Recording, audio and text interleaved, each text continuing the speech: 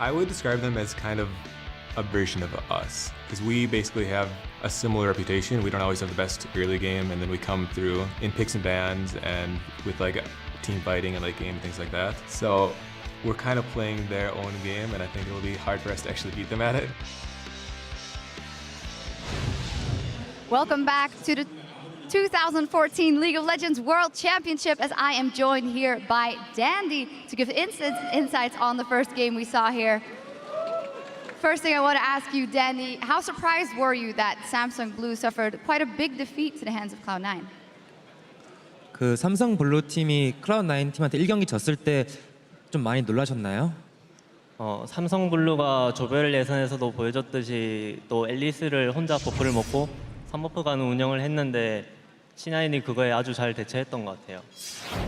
Starting from the group stage, Samsung Blue, they've been playing Ellis a lot, and they sent Ellis to their opponent's red to start their red buff. But I think Cloud9 really played well countering that. Can you elaborate a little bit more on the matchup, as we did see that Meteos got the upper hand on Spirit in that game? 그 메테우스 선수가 이제 스피릿 선수 상대로 되게 잘해주셨는데 그에 대해서 어떻게 생각하시나요? 스프릿의 앨리스는 챔피언 특성상 카직스보다 초반에 많은 걸 해줬어야 되는데 그거를 잘 해주지 못했고 그에 반해 메테오스는 카직스로 앨리스보다 잘 성장했던 것 같아요.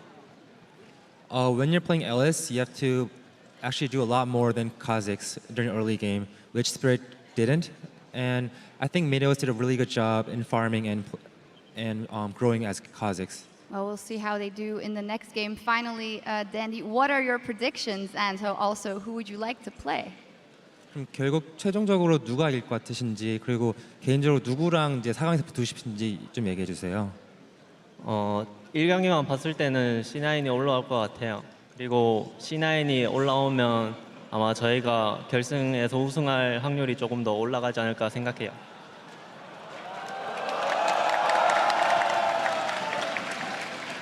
Just by watching Game 1, I think Cloud9 can win the series. And personally, I think if Cloud9 comes to semifinals, that would give us a much higher chance for our team, Samsung White, to win the World Championship. Wow, fantastic. Thank you very much. Always a pleasure. And as for now, we're going to get right into Game 2 with our casters. Thank you very much, Shox. And of course he wants to avoid Samsung Blue. They almost beat them, that's why. Yeah, I mean, that was a kind of obvious answer to come out of Dandy. I mean, if you want to win a world championship, you really want to do it the easier way, I think. Yeah, they don't have the best of records, semifinals versus Blue, so... Yeah, so they wanted to avoid that one. So, Game 2, we just heard from the analyst desk, and no surprises, they said, obviously, that Blue are going to avoid the poke comp here. What are we expecting? We expect them to roll into something similar, maybe something that they pulled out in the group stages here? Yeah, more team fighting probably. The Rumble did go by not they by thought either about team, it. and that is a very strong team fighting tool for either of these teams. So expect probably one of them to probably pick it up this time around. The other thing is, first pick Thresh, Hart actually had the most deaths on his team there. He did land a lot of good hooks onto high, but I don't know if that was worth their first round pick. Yeah, just not enough. And you also felt like, you know, you land a good hook, yeah, that's great, but can you actually finish that off with the poke that you've got when Cloud9 you say, okay, they hooked someone, pile in and let's just fight them. We're going to find out here as we get into Champions Select though whether the bans will be different as well and how that pick order will be changing up for Cloud9. They start off as they did in Game 1, banning out Yasuo. And this is the big thing. Cloud9 are on the blue side. This is what they wanted. They want the blue side. They feel they're much better on the blue side, yet the red side worked out for them. There is the Zillion ban. This time Samsung Blue forced to pull it out, and the Alistair ban. So they're going back into their old ways. Of course, the Lee Sin being taken away does mean, I'm wondering if Kha'Zix is going to be the first pick for Cloud9 here. Yeah, Blue obviously do not ever want to focus on those champions. They'll be banning them out probably on both sides. And Cloud9 here, one of the big things is Zed is still left up. That's been a really, really big mid pick for both of these teams. And important for high. Right now, Zed and Syndra both up, so he's going to get either one of those two champions, which sort of have been his best champions to perform on. Would he go blind with Syndra? I'm not sure about that one. Oh, Lucian banned away. Respect to Sneaky there. Don't want that one through again. And why not? It was beastly in game number 1. I mean, don't let him get something comfortable. The interesting one for me is Rise, a champion which Acorn not played at Worlds so far, a champion which he's not played at OGN completely. Zed obviously got through. He was banned in game number 1, sneaks through this time, and Cloud9 take that right away. And Blue have got to have seen this first pick coming because they know Hyde loves this champion. So they're looking to take away 2 power picks from this. There is the Kazakhs, as we talked about, was a good first round for Meteos last time around. Let's see what they can pair it with, though. They can wait on Dade and save that longer, but they've already seen Zed, so he could jump into it. Well, I mean, if they're banning away an AD carry, I wonder if they're going to try and go towards an AD carry as a first pick. Maybe get Deft comfortable. We talked about how 45% of the damage before this best of 5 started came from Deft, so they have to get him comfortable. Yeah, and his main 3 things that he's comfortable on, the Twitch, the Corki, and the Kog'Maw, they're all up right now, but he doesn't. When they run Twitch, it's with very specific setup here. They usually have either Kale or Maokai, you know, to help heal for him or make him invulnerable. But I guess they're going right back to the Thresh first pick. But yeah, they don't have this time around, so I'm expecting either a Corki or Kog'Maw for Def this time around to go back to that skill shot, very big level 6 boost that they like to pull those lane swaps to try and feed experience to Deft 4. You can basically carry on talking here because Cloud9 going back to their signature of we know exactly what we want, we're going to get it straight in there. Corki, Maokai, both locked in. They've got to be happy with Maokai sneaking through there. We saw, of course, Acorn sitting on it and thinking about going for it, but they switched up. We'll see whether Thresh, you know, is such an important pick for them. Obviously, he can make some amazing plays with Thresh, but to let the Maokai through after banning it yourself in game 1, it's clearly a big deal for Blue. Yeah, let's see this time around because Rumble, again, is still up and is a good champion to run into Maokai. Yeah. The only thing is Cloud9 have already locked in a very, very strong mid-game AD carry, so that brings a lot of Dragon control just by itself. Having Sneaky on Corki and Lucian already banned out, he should be able to get... Whoop, there it is. Twitch for Deft here, being his most successful champion here at Worlds and also, of course, over in OGN. So that will be locked in. They're going to be taking Rumble. You mentioned the Rumble for Acorn. They decide to go that way this time. Yeah, so they do lock in the Rumble and the Twitch at the same time. So that means there won't be that intervention. There won't be that Maokai peel. He's going to have to rely on Heart and the Lanterns for his repositioning. This is going to be an intense game for Deft. After the look on his face after the last game, he's definitely going to have to keep his head in this game because his position is going to be key for them. But something that we obviously discovered throughout Singapore, it was all about the mid-game there, those group stages that both these teams played in. That's a very strong mid-game comp from Samsung Blue. With that Rumble over there, with that Twitch, you're going to have a lot of early power. Cloud9, of course, as you mentioned, with the Corki in there, could answer it, but that Rumble, it's going to be serious disruption for this Cloud9 team. So when we were watching the Cloud9 versus Shield games, and I always like to talk about the fighting style for the team fights for Shield. Cloud9 have a similar style where they, in the North American LCS, were so good at splitting up during team fights and not having 2 of their carries next to each other at any time. So they're actually a team that's good with Rumble and fighting against Rumble. I kind of like it in this scenario. They also have the Maokai versus Twitch, which is a really good counter.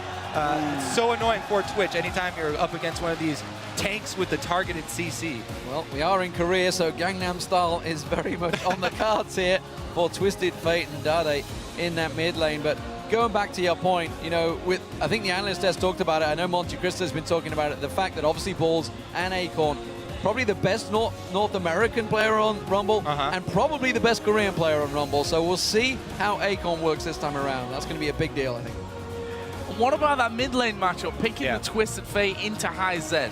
So Twisted Fate is a great facilitator for this team because both Rumble and Twitch, if Twisted Fate can gank for them and get them ahead, it will increase the team fight damage by feeding one of those 2 side lanes. So Dade's teleports are going to be really crucial for this one around. And again, with that Flash Ghost that he's been running on all other champions, but also on Twisted Fate, he'll have the mobility to do that. And I think wards around that mid lane are going to be really important for both teams. Some incredibly mobile teams on both sides, honestly. This could be a very action-packed match. Of course, Cloud9, if you just joined us, well, they're leading 1-0. Apple Pie is very much alive. And you guys back home in America, of course, you're going to have a late night ahead of you, I think. This is a best-of-5 series that could well go the distance. So, which lineups do you think look stronger coming into Game 2? Tweet us hashtag C9 win or hashtag SSB win to @LL Esports. And, of course, let us know who you think will win this game. We'll be checking the results out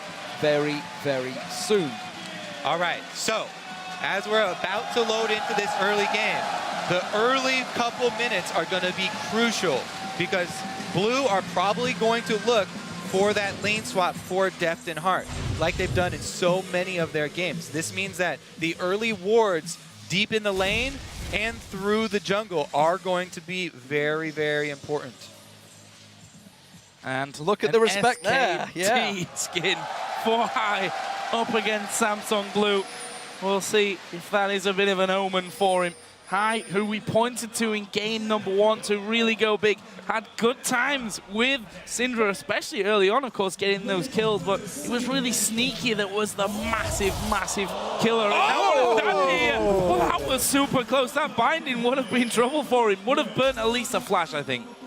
All right, Dade's warming up, though. He's got his dancing shoes on, that's for sure. Sidestepping that Dark Binding. Heart trying for that Scar award. Can he do it? He's looking for the hook. Because they've got sight of Sneaky. They're looking for that long-range hook. The only thing is they don't have any follow-up, so not a lot of damage. Even if he did land that hook, they'd have to call more of the team down to actually make that play. Well, remember in last game that Cloud9 had a great level 1 start. This time around, I don't think Samsung Blue are looking to get caught out as heavily as they did. Trying to make themselves a pick of their own. It does look like they're going to be starting out on the red buff, as are Cloud9, so even start for both teams this time. And it looks like they are going to have the regular lanes here, going 2 versus 2, Twitch Thresh into Corky Morgana. Let's see how that works out for them. Cloud9 are grouping up on this side. They still could do a late invade here and go for that late blue side invade, because a lot of times you do expect lane swaps from Blue, and they do go for it. So this will be a good call from Cloud9 because Blue are starting their red buff. Question is, can Meteos actually run blue to blue and get back in time? In fact, his balls is here as well. He's got that TP available, of course, to go back. Saplings will help out. There is the back. So we're going to see Balls head back to base first by himself. I guess a couple more pots and then TP into that top lane, while Acorn will not use that TP, so he's going to have it available should anything happen in the next 30 seconds or so.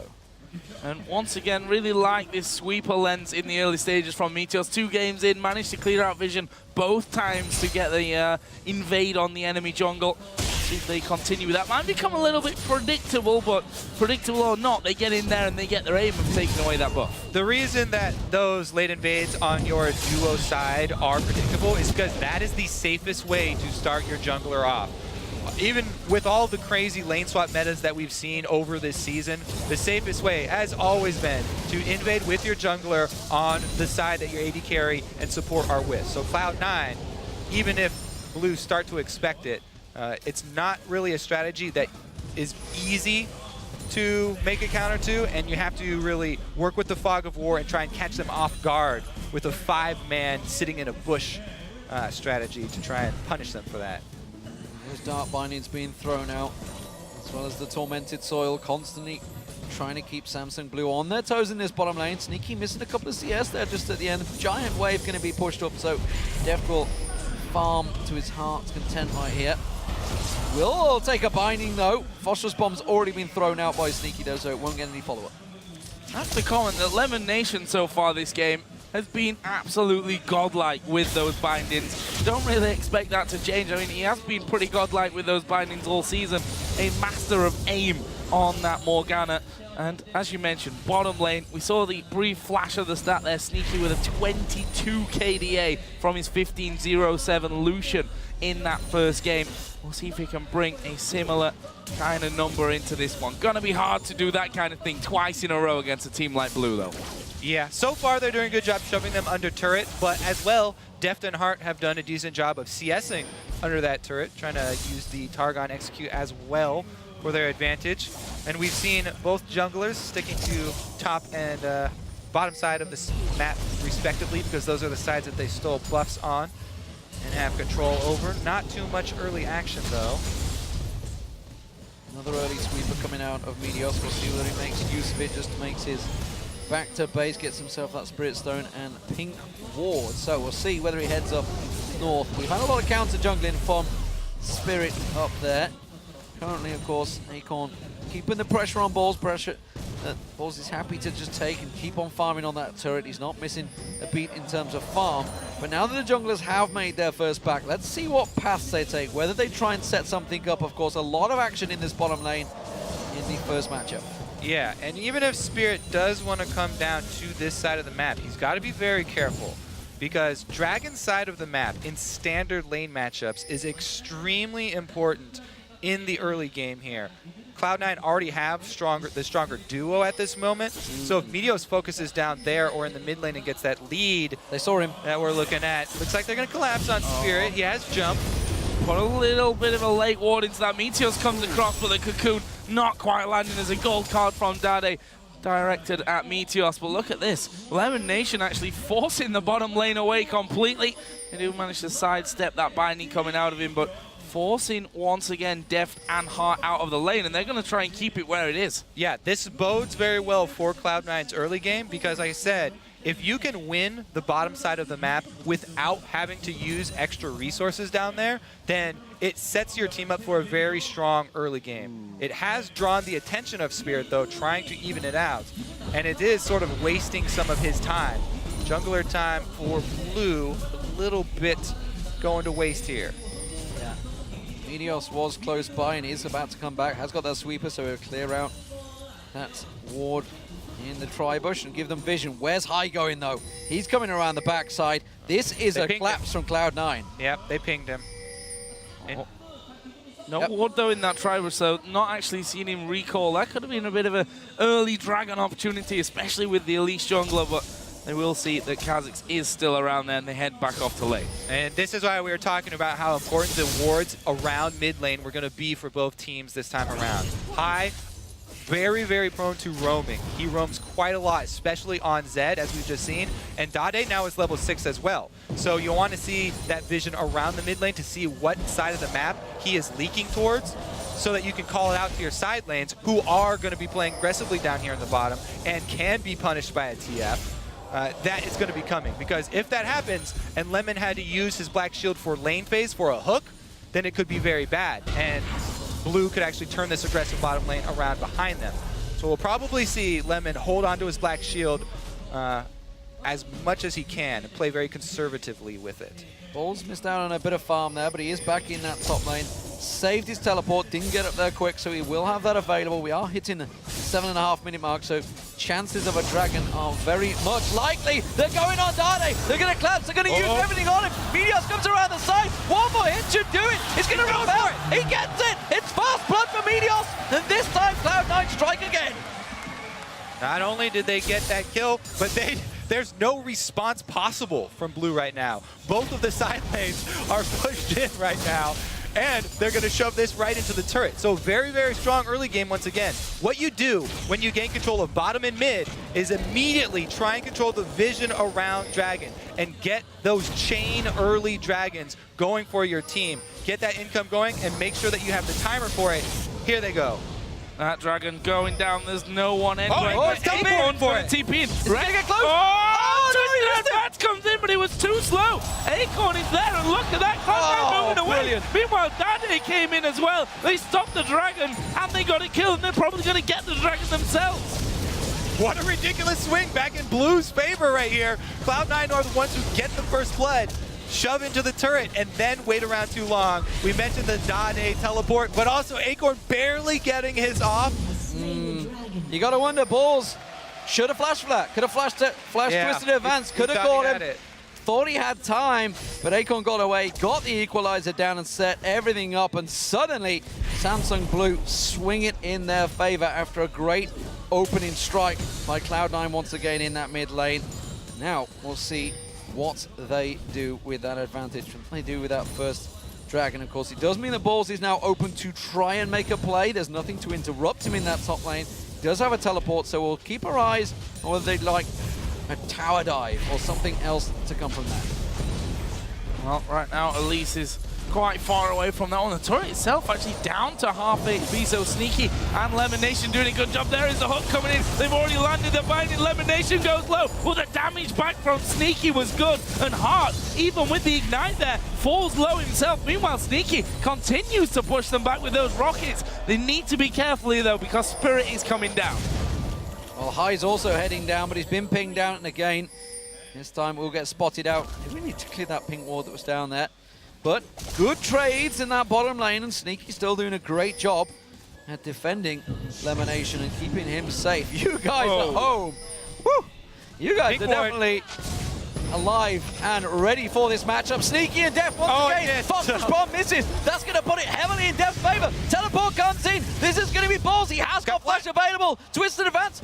Not going to go for it. Wasted teleport. Acorn was able to slow him. He came in with a slow, so he must have hit one of those harpoons on him right before he came in, and Balls could not even flash into range. Teleport for nothing here for Cloud9. It's gonna cost them, or possibly will cost them. Doesn't necessarily mean that it will in the end, but right now Cloud9 jockeying for vision control on their own side of that river. Got a good few pink wards down on that bottom side at this point, so really looking to keep a hold of that side of the map. And Sneaky, I thought, you know, Def might have bitten off a little bit more than he could chew, but once a phosphorus bomb misses and you see that Sneaky had no mana left for that one, it wasn't all that bad. In the end, though, this lane starting to once again settle down somewhat with a 10 CS lead for Sneaky. Here comes Twisted Fate. Oh, we're going to see if he's going to catch on Gold Gun. Oh, he does pull it. He held on there. Lemonation hooked in. Sneaky should just back away from this one. Def will pick up the kill, and they get him started early. So I want to point out what Dade was doing with his TF. He ran all the way through his own jungle. He went back into the small jungle entrance between his turrets to make his way down bottom, so that even if Cloud9 have wards around this mid lane, he made sure that his path would not be seen. Dade took very, very careful plans to plan out that path down bottom. And there it is. We saw it come full circle. They punished the bottom lane for being pushed up, and even though Lemon held on to his flat shield, didn't get it. they got the kill. Trying to answer with the mid shove. Very, very close, but no cigar. Well, they'll get it at some point in the near future, but holding on there, a little scared to hang around just as Dade came back into lane. And he himself, Seeker's arm guard now, trying to make it a little bit harder for High to get through all of that. Meteos off towards his blue buff, just clearing out that camp. Still, we fight for vision control on the bottom side as well. Dragon's still a little way off from this one, though. Well, the support's going to be raking in a little bit of gold for keeping control. And, you know, it's not just even about the Dragon at this point. We already talked about the roads. That bottom is Def here. Going to take a lot of damage. He's going to be invisible. They want to find it. And it is going to be Sneaky that gets the kill. Hart nowhere near to defend. That's going to be the turret, too, because only Hart is down here. Cloud9 going to take a pretty big lead in bottom. Meteos, though, still farming his race. Let's see what he can do mid. Dade stepping out the side, but he can't leave that mid turret. It's got 2, maybe 3 hits left on it, and that could be 2 towers quickly for Cloud9. Dade is not allowed to leave. Doesn't have Twisted Advance up, his Destiny available just yet, but look at the tower. 1 hit. High is punishing every time he leaves this lane. As more wards cleared out, 1.5 minutes till Dragon come up. This would be a big coup for Cloud9 if they could manage those 2 turrets right after one another. They've sent Hart to that mid lane as well. Even Spirit is still hanging around, and they keep it alive, at least for now. But gonna be important as this Dragon starts to edge closer. One thing worth noticing, Acorn's TP is ready. Balls is gonna be a little while off.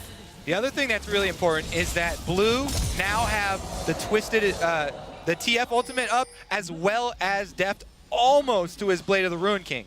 So you have to start worrying about those picks from the TF plus Twitch combo. Not only do Blue have team fighting with Rumble, but they also have the ability to catch you anywhere on the map that you don't have pink wards. And the big thing, of course, for the Rumble is as soon as you get that Haunting Guise and Boots in, you're pretty much ready and set to go. So, of course, that Equalizer will be doing a hell of a lot of damage, and it's going to cause a problem. Samsung Blue looking strong if they want to create an opportunity at the Dragon. Of course, Cloud9 are going to maybe look to cause themselves some advantages. That tower will go down. It will be the second of the game, easily taken. Spirit coming around the side, risky. We just saw how aggressive Sneaky is feeling in this game. We'll see if they try and create something over the next 20 seconds for this Dragon. Yeah, so what Blue are probably going to try and do... Uh-oh! He gets picked, but nobody's in the area. They wanted to follow up. They didn't see it. What Blue want to try and do is get one of those picks, then start the team fight. Cloud9 have control of the area, though. As you said, they have to wait on Ball's ultimate. Even though the Dragon's coming up, they still don't have the TP matching ability in that top lane. If Acorn joined and Balls didn't once again, it would be disastrous for Cloud9 to get caught in the Dragon Pit versus that level 11 Rumble, level 2 Equalizer. Balls either has to flash this time to stop it or wait around to be able to answer it. Trying to delay as much as possible. The teleport from Balls is going to come off cooldown here, so they're going to have that. That's a good sweep out, which will reveal one ward. Will they get the second? No, yes, they managed to get that. They're going to take a lot of damage here. They're going to go for the finisher high. Getting locked up, though. He could die. We'll put the death mark on towards Heart. Will that be enough? I don't think it is. Here comes Stardate. The TP's coming down as well. Cloud9 have to evacuate. Teleport interrupted. Balls catches on Acorn, but he may well pay the price with his own life as Acorn overheats, keeps that flame spinner going, tries to turn around, knocks him back. Flash comes out of Balls. He gets out, and it's only High that dies in all of that. And Cloud9, they're going to not get the Dragon, but they're going to shove those waves straight back in towards that inner turret. Yeah, High went for that risk. He thought he was going to be able to finish off the target when they hit the binding plus the cocoon, the patented Cloud9 skill shot special. Just got kind of baited himself in there with that low HP target, and because he got cheated by that Fog of War up the ramp, ran into everything, and they lose that pretty big. This could be bad for Def. Can they find him? Have they seen him? Are they going to check? No, well, they do. Phosphorus bomb went down, but they know. That should be Dragon, so it's recalled here. High went down to the bottom. They've already got Meteos there, so 3 on Dragon right now. No TP for Acorn. There's a TP for Balls even if they wanted to come down here. The Dragon is going to go over to Cloud9, put some 1,000 gold up. So Balls interrupting the teleport this time around, working out for him. It looked like it was a flash as well. Oh, that was the flash to get out, wasn't it? Spirit being found in the jungle. They're going to react. You can see Meteos is coming up. He's not going to take too kindly to his jungle being invaded. And we'll see whether they can prevent Samsung Blue. Balls keeping his eye on him. This is what we got to be careful about. Play the Rune King is back up and ready, and he goes straight on towards Meteos. Doesn't have the damage. Flash forced out of Meteos. Got to worry about this mid shove here. Blue all grouping up. Blue buff on TF. However, High has gone into split push mode here on that bottom side. Yeah, I mean, Meteos had to flash there, couldn't repel because he saw Heart was coming around for the what would have been an easy hook onto him as he came down, but they're actually forcing Samsung Blue to switch around and move through their own jungle here with the presence of Sneaky and that split push coming down. Balls still has teleport, remember? He's got the teleport advantage now for Cloud9. So if Cloud9 can keep him split pushing up in that top and get it into the turret, draw Acorn up there, then they can actually force one of these fights if they get some deep wards down, because the mid turret and the bottom turret being down for Blue open up bottom side of the map to aggression from Cloud9 since they have the teleport from top side. So the early lead for Cloud9, but it is only a very small lead, just 1,000 gold between the two. Top turret may well be the next focus. You can see pings going down on it. We do see High making moves up there as well. He was going to try and sneak across in towards that top brush and see if they can catch out Acorn, who himself you can see is way back. That is going to get that bottom turret then. Yep, that's going to be given. You can see though, sneaky elimination. They're going to come down, but they're not going to get close enough. There's a tweet from X Special as well saying elimination single-handedly made me prioritize Thresh less in LCS. And yeah, when you got a Morgana that's that scary, you can see why. Yeah, he played something like 70 games in a row in solo queue on Morgana in the middle of the season, and it definitely showed. Not only in his binding accuracy, but also the reaction time with his black shield. Dade was able to get that split push tower down though. More money to him, and he... They're trying to bait this one out, but this is dangerous. Deft is nearby. They're going for Acorn. It's going to be a tower dive. Deft is going to get close enough. In comes Dade as well. They're trying to get the hell out of there. High's in trouble. That binding catches on towards, but it doesn't enough. Balls goes down. It's a double kill for Samsung Blue. It's chasing. The Twitch and the TF. You always have to account for those factors when fighting this team. Really, really good counterattack there from Blue. Going to make them pay, and they'll get an objective after.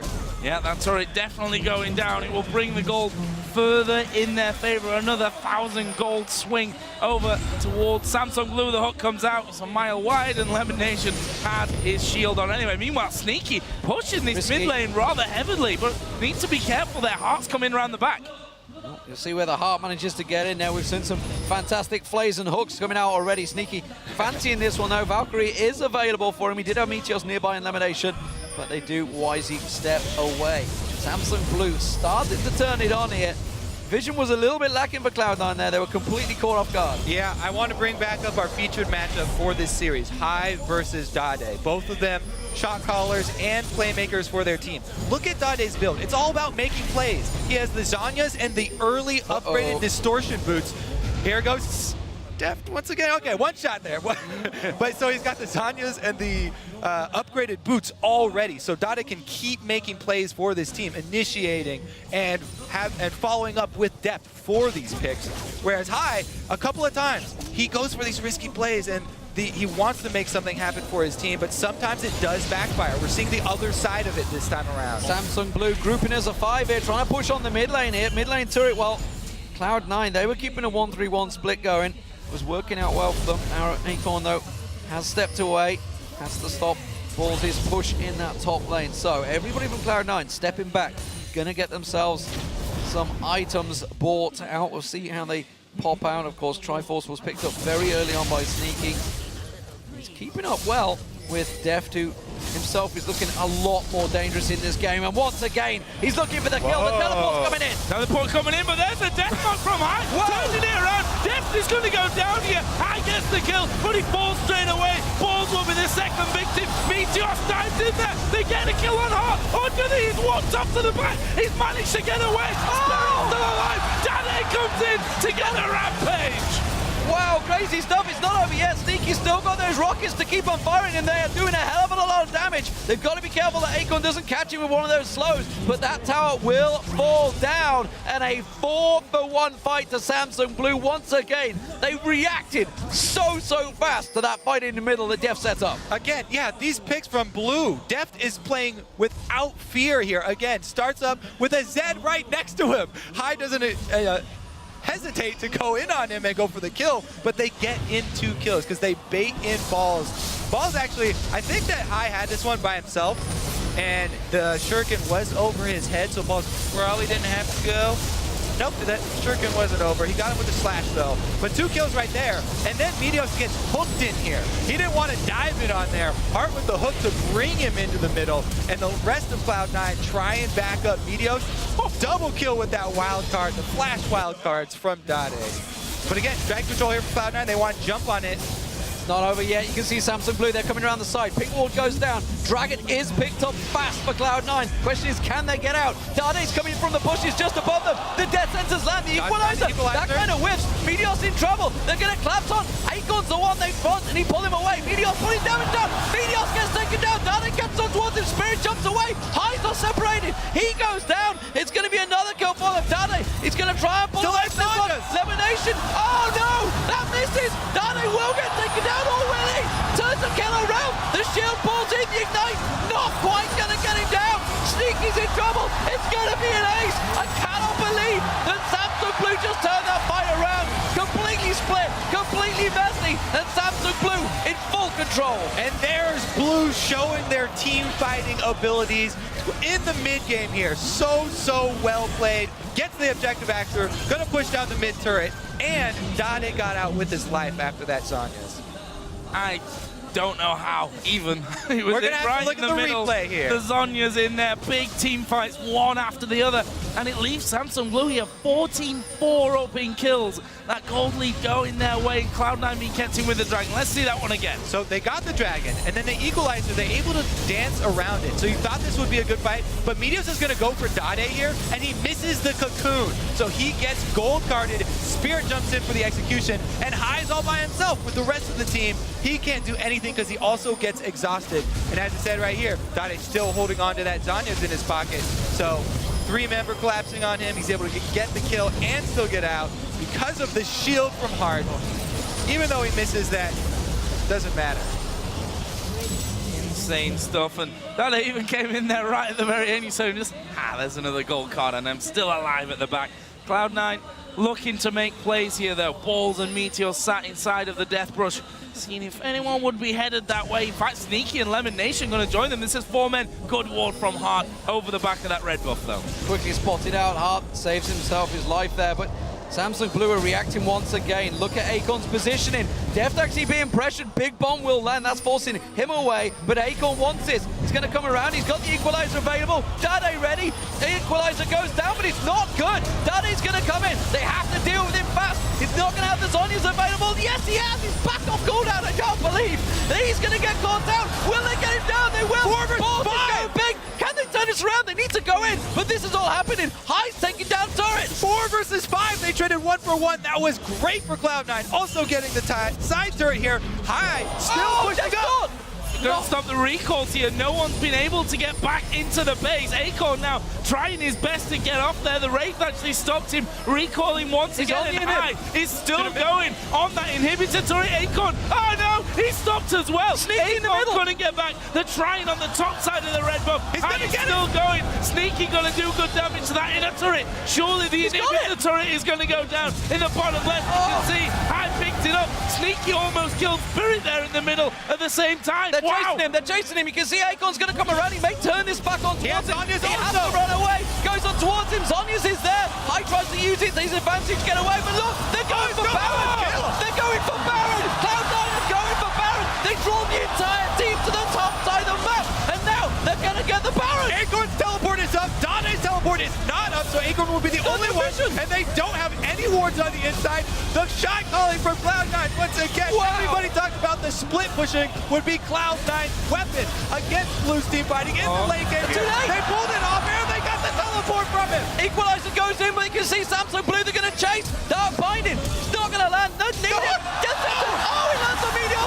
It's going to be a sacrificial lamp ball. Just run the hell away from there. That will be 1 kill. But the Baron picked up. And, well, Samsung Blue, they're led on a merry dance by Cloud9, akin to Natch in White Shield in the last match when they had that tiebreaker. Cloud9 shot calling, it is on point, but they may well lose a turret here. It's only going to buy them some breathing room, though. They still lose the turret. They're running out of those very, very quickly here. And the Baron buff is going to buy them some time to try and even up some gold in this game. Gonna try and hunt down High.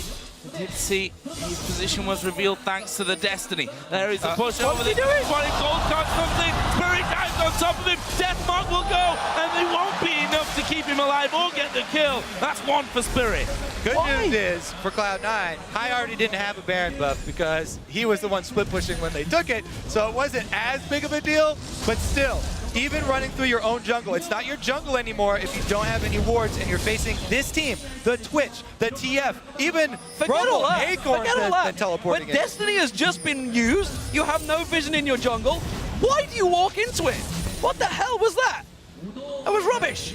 That's what it was. Rubbish. Come on, High. Step it up, boy. You're at 171. This is not what we want to see from Cloud9. At the moment, Samsung Blue have themselves the lead. They are 5,000 gold in ahead, despite the Baron being on Cloud9. Sneaky. He's going to have to drag the team screaming and kicking on this one. Game 1 for him was incredible. He's at 2-on-1. He's avoided a lot of the skirmishes. And right now, they're looking to see if they can try and pressure this top turret. Deft was there, but he stepped away. They were trying to set up a trap for him, but it is not going to work out. And this Baron buff, it's going to time out without getting much use. Well, an opportune Baron at least brings the gold back for Cloud9. High better watch out, because Demon's after it. Demon's gonna have his head for that one. I'm almost scared You to were stand just here. praising his shot calling, though, so remember that. He's making great shots, Remember calls, that. that's for sure. But at the moment, his actual play itself is somewhat lacking. That's a turret, though. And again, Cloud9, they're running good positional advantages here. The Dragon will go across. I think this is the first Dragon for Samsung Blue, maybe the second.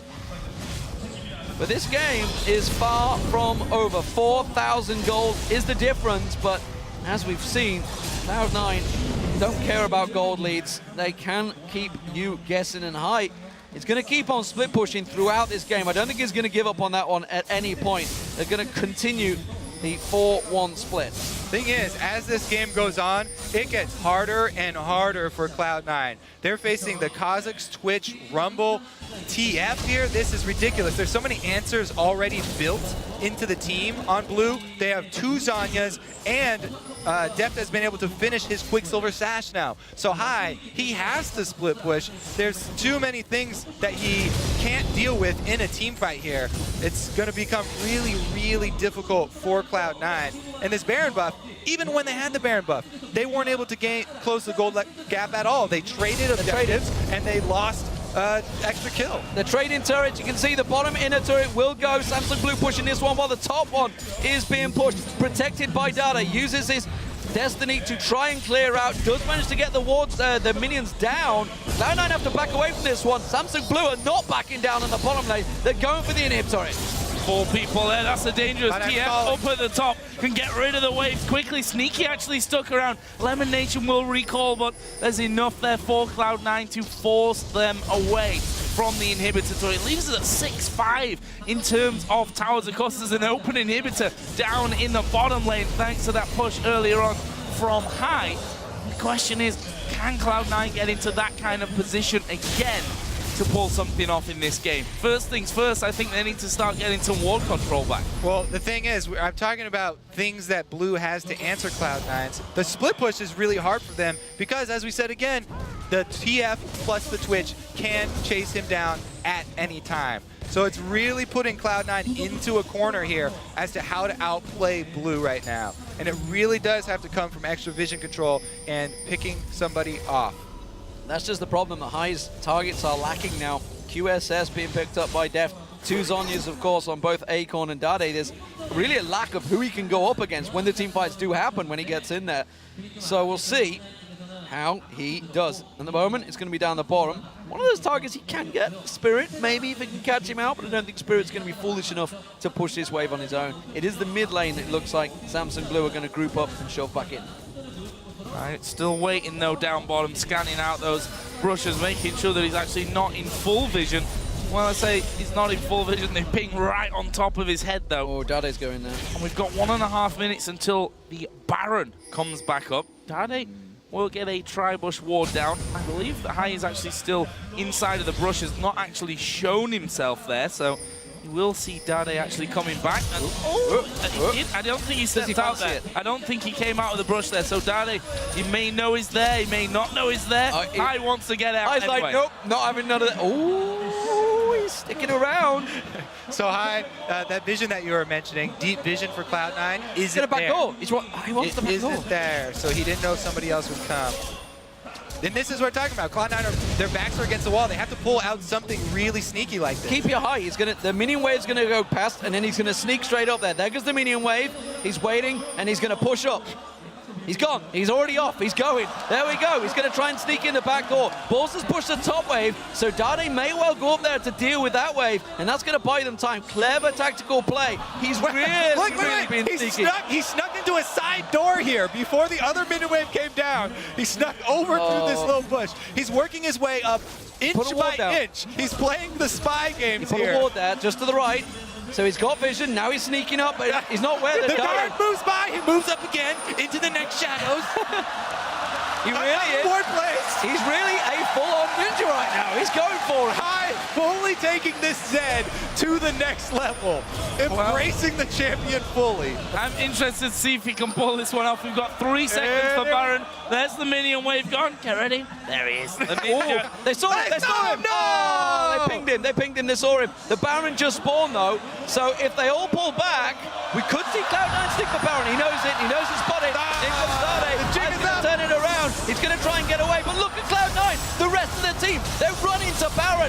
And well, Samsung Blue know about it. They're going to try and turn a merry dance here. It's not going to happen for them. Dade does get himself the kill. And in goes Cloud9. It's not going to be enough. Deft off the side, along with an equalizer. It's a scary prospect, and Samsung Blue will beat them away.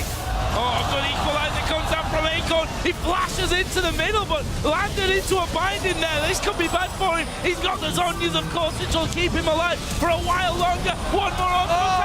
Sneaky would have done it. Sneaky being attacked and killed by Spirit. Meanwhile, Elimination goes down, and that's 5 men down. An ace for Samsung Blue for nothing. They could go straight to Baron. What an attempt from Cloud9, though. They knew they were just boxed into a corner, and High blows out the Black Ops mission. Even though the mission barely failed at the last stage with 1 step, it was still a valiant effort, and Blue have done such a good job controlling this game. Talking about how the picks and bans, they completely switched back the picks and bans to the team fighting that they know and love, to the Twitch that Deft knows and loves, and you have to commend them for their ability to execute. Those mid-game fights especially were on point from Blue. And this one, of course, as you're saying, it was a desperate move from Cloud9. They were trying to go over to that Baron because, you know, High had done that split pushing, but again, you're against the Rumble. He's got the equalizer when you're in the pit. Very hard to take, even 4 versus 5 for Cloud9, and Blue make them pay for it. So big comeback for Samsung Blue. They've looked solid throughout this game. They now have themselves a 12,000 gold lead and the Baron picked up. 6-5 still in turrets. Cloud9, they are still showing they have game. They have tricks up their sleeve if they can make them count. And remember, it was a 10,000 gold lead last time against Najim Whiteshield. They did lose that game, but they certainly led them on a merry dance for a very long time in that tiebreaker game using these tricks. So Cloud9 really on top of their game. The problem is that gold deficit may well be too much now. Yeah, and I think High's going to think twice about trying that again. It took him about 5 minutes, only to be spotted anyway as he stepped out of the brush. So that might not be an option for them in the future. Although I say that, and High's like, you know what, guys, I'm going to try this one. However, Deft has spotted him. The slow does land, and there is Spirit. There is a death bar going down from High onto Spirit. Misses out on the shurikens, but he's going to run for the base anyway. Why did he flash? He didn't. I tell a lie. He used the shadow. Shadow dash, Dev's going to catch him on. What are Cloud9 doing? Are they going to try and pull something off this while he pulls their attention, pull 3 people to the top? They can't get anything, but they do get a little bit of wall control in their own jungle. They know that their time is run out, and they know this is why they commend Blue so often for their late game planning. Think about it coming into this game. Not only the team that they set up, but also the item paths that they took for everybody. So many answers. It's just really hard for Cloud9 to do anything now. I just like, they're onto my tricks. Yeah, they've got me figured out. So push down middle here from Samsung Blue. Baron buff still ticking away. Get rid of some of those wards that Cloud9 got out on that last little merry wander from High on the top side of the map. Looks like they're going to be going for the bottom side. Minion wave is already there. And Dade, with that Lich Bane, is absolutely wrecking those towers. They try and hold them back. The equalizer will be enough to force Cloud9 off. Ball's going to get locked up by the gold card. He will walk away, but the inhibitor won't be so lucky because it's got no legs. Clean execution from Samsung Blue. They're going to do the same again, I think. They've got the minion wave coming in a moment. They can take themselves Deft has legs. Second inhibitor. Deft is trying to sneak around again. 7-8. What a reaction from Deft, of course. And 9-10 for Dade. Of course, a lot of these kills have been picked up solo as well. But with the Baron buff still on them, they keep on pushing. Dark Binding lands, but not a lot of follow-up. And Spirit happy to just get the regen from that Baron. Deft really wants to make something. He wants someone to go down the bottom, and High may well take the bait. He's not risking going too far up, basically. And I like how Deft often upgrades his boots as well, so he can get that lower cooldown on his flash when he's playing Twitch, so that he can reposition, start out in a very dangerous spot, open up and force the enemy team into an engage, and then flash to reposition. Opens up more playmaking ability so that Dade doesn't have to be the only one. Equalizer's back in his seconds. That's going to be the play. There's the equalizer going down. Spray and pray on balls. He will get dropped. Meteor's the next focus. He will go down. Surely in a second. High going to run away. He's on the tower all on his own. He's got nowhere to go. Double kill for Deft. Now High's going to try and read them away while the rest of the team, they're just taking down the base. Samsung Blue, ace in there. No, sneaky last man standing. I tell a lie. He snuck away to the fountain. Not sneaky enough, though. You can't stop 5 members of Samsung Blue. Flash play from Hart, not missing. It's going to give Cloud9 some hope for the next game. This one, though, looks like it'll be 1-1. Absolutely. Samsung Blue, dominant control in this game. No doubt about it. The hook. Sneaky goes down. There's the ace. And there's the Nexus. We're all square, ladies and gentlemen. What a base as Samsung Blue strike back in front of their home Korean crowd. And that just makes this best of 5 all the more exciting, tied up after 2 games. And after those 2 games, we can definitely say that this game could go either way. Despite the loss here, Cloud9, they had some very bright moments, and still what I like, a lot of teams, when they fall that far behind, will just say, we're done. They roll over and die. Cloud9 here, They still never roll trying, over. still trying right. They to the do a very last barrel minute. roll to the side and try and sneak around you. Try and get deep to that inhibitor, but didn't work out this time. 110-1. That's not the really Z stats you want to look at for High, despite, of course, the shenanigans he was trying out there. Before a lot of that began, he was already on a bit of a slide before that happened. So pick and bans could very well be interesting going in. Of course, they're going to be back on the red side in the next matchup. How do we see this one now? All square, mindset, completely set. Forget it. You're in a best of 3 now. Forget where you're a best of 5. Don't Where do forget, you go because from they here? learned things in the first 2 games. They do. So you want to remember those. And thinking back to this game, Cloud9, they got fed Zed. I mean, they got it handed to them in picks and bans. And Blue obviously had such a good plan to deal with it. I mean, everybody built some way to answer it. All of their carries built something to answer it. They played the early team fights exceptionally well. And they had that exhaust for the early parts when they didn't have all the answers, lasagnas and things like that. They had High sequestered away from the rest of the team, exhaust them and kill them. And that's the thing, right? Once you get to a certain stage, the Z has got such limited options that, you know, 3 or 4 deaths can quickly just turn into, well, 10 in this case, when you're just trying to make plays happen. And, well, if anything, I definitely tried to make things happen this game. Let's move it all the way back and to, you know, different areas of this game. Sneaky versus Def. Obviously, game 1 was all about Sneaky, but Def this time around showing a lot more comfort, I'd say, on the Rat. And we saw him constantly in that mid lane specifically trying to pick people off. That's it. He was the one that actually baited all the fights. They started it all off. There was the big top lane where they drew all them in, got a couple of kills. And then, of course, that mid lane where we saw High going in. Should have realized, hang on a minute, this is a little bit too easy, and the rest of Samsung Blue claps around. That's where the fights happen. That's where the gold started to swing their way. We're going to head over towards the analyst desk, ladies and gentlemen, for a closer look at Game 2. Thank you very much, gentlemen. We'll actually get to that replay later in the discussion, D-Man, but for now, let's go back to picks and bans. Balls with a fairly early lock-in of that Maokai. I feel like he didn't have the biggest impact during the course of the matchup, whether or not you agree or disagree with that, but something that definitely was countered well was High Zed. It felt like Samsung Blue had a good answer to that. Yeah, before we talk a little bit about picks and bans, I wanted to just say that Blue, in terms of just their champion selection this game, they went back to their comfort picks. We talked about Acorn. He's only played 2 games ever previously on Italy. Rumble's his most played champion of all time. We talk about Hart. Thresh is his most played champion of all time. Yeah, he had it again this game like he did last game. And of course, Dade is renowned for his TF play. The crowd went nuts when he locked in TF.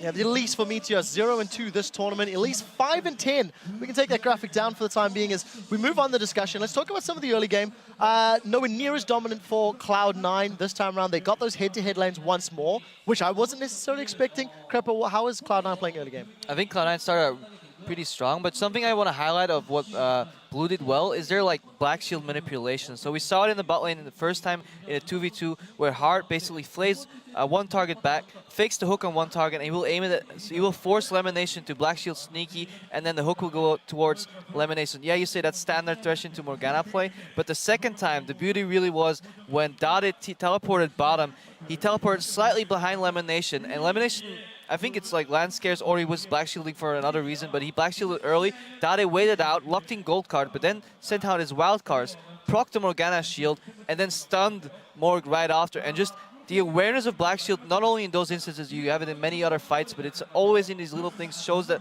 why they're so good at this game, because those nitty-gritty things get me all way too excited sometimes. We've got 2 replays to get to, so Freak will get to yours just after this point. Let's pull the first top lane play up. And Monty, I know you wanted to comment on this interaction between Balls and Acorn. Right. This was right after Dade had died in the mid lane to High. And, you know, in League of Legends, like, there's always an advantage you can get somewhere else. And he's going to use it, that free base that he got. You know, he didn't die. It's just a free base. But to actually make a play here on the Dragon. So Cloud9's going for the Dragon. Let's watch what happens and roll this as we get into the top lane here. Now, Balls didn't see the initial teleport, and if he had flashed, he would have made it, but you don't think about flashing at that time. The base that Dade got allows him to just combine with that Rumble ultimate. I mean, just fantastic coordination, but with every kind of loss in League of Legends, there's also another opportunity. And this game felt like it was built off of, just kind of like the Samsung White versus TSM games, a whole bunch of very small individual incremental advantages. Meteos, you actually heard Danny talk about it, Elise versus Kha'Zix. You've got to make the moves early on. You've got to do more than your opponent. First Blood, good job Meteos. Showing up top, nearly worked out. All the ganks nearly work out, but Dade's there every single time. Or the TP comes down for Rumble in time and turns it around. There were like a half dozen in a row of Samsung Blue just turning it around. And you saw how well Samsung Blue fought with a gold parity or gold advantage, and I talked about that with the last game, like, oh, how close they fought despite the deficit. What I meant was, as soon as they get gold parity, look how strong they're going to be, and you're seeing it here. And just like you said, the TPs that they're using, like we have a replay right now just showing how great Samsung Blue's TP usage was. If you can pull that up, that'd be good. But anyways, I know that feeling, Peter. Like D-Man was saying, Deft is the one who's baiting C9 into all these fights. So you can roll it right now. You can see he's just doing a standard Twitch gank down. But what's not standard about it is just this amazing coordination. Heart's on the right with a Lantern. Potentially, I think Deft kind of misplaced by flashing away from the Lantern. But you see, Acorn immediately TPs in. Adada is right on point with that TF port. And there's no reason for Balls to have chased this Deathmark Twitch. He actually kind of suicided and baited his entire team. Heart with this amazing flash hook, and just everyone just gets cleaned up right here by Samsung Blue, because Acorn's damage at this point is on a huge spike. He's on his Leandri's Sword Shoes spike, and it's just impossible to teamfight this. I think it's just really good to see how well Blue plays in regards to picks. They pick really well, and they respond to picks so well. Dade is always ready to move, even especially when he plays TF, he will always teleport in. And that's what baffled me the most about Game 1. They ran a poke composition when their strength lies around reading the map, reacting to picks, or just picking people off themselves. So I hope, for Blue's sake, that they stick to it. I hope for Cloud9's sake that we see another rendition of the poke comp. Well, very, very strong play from Samsung Blue. They bounced back from a very heavy loss in Game 1. Cloud9 looked rattled in this particular game. Double, maybe talk to me about the individual misplays we saw that we didn't see in Game 1. What was different this time around? I'm glad you asked that, because I think last game was a really big misrepresentation of how strong Cloud9's early game was. It really snowballed off of that first blood, and Heart had 10 deaths in the first game. This game, he had 0. So they didn't really, were not able to snowball this game off of Heart's missed positions like they were in the first game. And I think Samsung Blue just had a way better picks and bans phase. TF is historically a big counter to Zed, because when he's split pushing, TF has that global pressure. All right, so we do have to move on to the social media segment. Earlier in the show, we asked you guys what's been your favorite moment from Worlds so far and why. And we got a ton of great responses. Thank you very much. It was not difficult to narrow them down, but here's just a brief sample of what you've been saying. From My Name is Lyroot, the heart-stopping moment when Fnatic was a hit away from advancing on, had to break out the defibrillator after that one. We'll just rattle through these. At OmniSynced, my favorite moment has got to be Cloud9 shouting, "This is for Kaboom," when they were Najin White Shield's Nexus. And I know Freak actually mentioned that this morning. And then at Doc Anime, he tweets, Team Solo Mid killing Samsung White in the level 1 invade during Game 3. Shows that even gods can be killed when complacent. Yeah, I think that's true. Yeah, and we even had a great moment here as well. High going full Sam Fisher. It proved that he didn't have to play AD carry to be sneaky this game. Or maybe that he grew up in San Francisco because he knew how to play with Fog so well. Crepo, you have any... Do you want to carry on? Do you want to carry on? Full ninja? Right, anyways. Yeah, we're all done. Guys, off, boys. Thank you for sending those to us. And remember that you can tweet your fellow World Championship fans throughout the games by using the hashtag Worlds. We'll take a break in the action. And as we go, Cloud9 talks about the surprising victory from Kaboom over Alliance that catapulted them into the quarterfinals. On the last day of groups, we were in our practice room actually. When Kaboom was playing Alliance, we were scrimming OMG, I believe. We basically assumed that Alliance had the game won, so we weren't really paying too much attention to it. We knew that we had to beat Najin, and that would force a three-way tie. We were going to hope for the three-way tie, and we were kind of a little bit sad about that. We have to beat Alliance and Najin again. We all knew what it meant if Kaboom managed to pull off a miracle. We didn't think it would actually happen, but in the back of our heads, like, oh, what if this happens? It'll be amazing for us. Representing Brazil, of course, it is Kaboom Esports. And their opponent on the red side is Alliance from the European LCS. We were doing okay in the scrim, but then Balls just got super distracted and started watching the stream. He's like, wow guys, Kaboom's winning. We're all just trying to be like, dude, like Alliance is probably gonna win anyway. Stop watching that, focus on our game. Balls was probably the one that was paying the least amount of attention to the scrim, and he also said throughout the entire week that Kaboom was gonna beat Alliance on their last day. Since I was watching the match, I ended up dying because I wasn't paying attention to my champion. I thought that since this Kaboom's last game, that they're gonna go really big, and that no one's gonna expect it, not even Alliance. The charm catches on Wicked. No way. Tino's goes in. He's got him. He takes him down. Kaboom are destroying Alliance. I cannot believe this right now. As the game progressed, it was really funny. You could see they were no longer paying attention to the scrim with OMG and just watching Kaboom win. The second Nexus turret is almost about to go down. That is Alliance down. Kaboom, they flipped the fuse, and I can't believe it, D-Man. Kaboom takes the game over Alliance. What the hell just happened? I'm pretty sure half the venue could like hear us screaming. It was something we never thought was possible at that point in time. Wow, if we beat Najin, we don't even have to do a tiebreaker to get out of group. We basically did have the mindset of if we win this next game, we make it to groups. Cloud9 off to the side falls. He's going to be the focus, but he flashes. Goon misses. Oh, they've got a charmer high though. He will put down his death mark. Goon uses his own. Gorilla low in the back. Sneaky coming around after using his QSN. It's going to be Cloud9 to win this one. They take out what? They're going to Zephyr. They're game! This is for Kaboom. This is for Kaboom. Cloud9 picking up a massive victory over Najin White Shield. It of course also means Alliance are out of the World Championships. Since Kaboom beat Alliance, that one was for them.